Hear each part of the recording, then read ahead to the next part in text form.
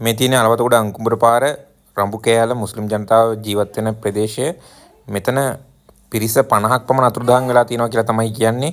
මේ මම ගිහිල්ලා බලලා තමයි මේ වීඩියෝ එක දාන්නේ. බොරු ප්‍රචාරයකුත් පැතිරෙනවා. හැබැයි සැපයුම් කිසිම දෙයක් කරන්න බෑ. ගලවා ගැනීම කිසිම දෙයක් කරන්න බෑ. පාරවල් බ්ලොක් වෙලා තියෙන හින්දා හවස් කාලේ තමයි මේකේ බේරා ගැනීම කටයුතු එහෙම කරන්න පටන් ගත්තේ. ඉතින් හොයලා බලලා කුමක් හෝ කරන්න පුළුවන් දෙයක් තියෙනවා නම් කරන්න කියලා හැමෝගෙම ඉල්ලනවා.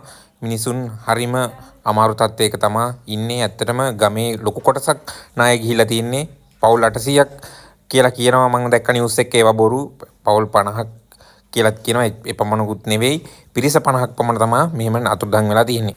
ඒත් එක මම ඔයාලගෙන් ඉල්ලා සිටිනවා මේ පැත්තට සැපයුම් මාර්ග සියල්ලම අවීර වෙලා තියෙන්නේ. ඉතින් ගමේ ඉතුරු ගෙවල් වලින් අයින් වෙලා පන්සලට එක්රොක් වෙලා තමයි ඉන්නේ. ඒ නිසා පිසු ආහාර වගේම වියලි ආහාර මේ මිනිසුන්ට සපයන්න පුළුවන් නම් ඒක ලොකු දෙයක්. ඉතින් ඔයාලා ඒ ගැනත් හොයලා බලලා පුළුවන් දෙයක් කරන්න තියෙනවා නම් දානපතීන් ඉන්නවා නම් මේ පැත්තටත් ඔයාලගේ ආධාර යොමු කරන්න කියලා මම කියනවා. ආයෙත් මතක් කරනවා අලවතගොඩ අංකුඹුර පාර කිලෝමීටර් 11ක් අලවතගොඩ සිට අංකුඹුරට. ඉතින් ඒකේ හරිම මැදයේ තමයි මේ දේ සිද්ධ වෙලා තියෙන්නේ.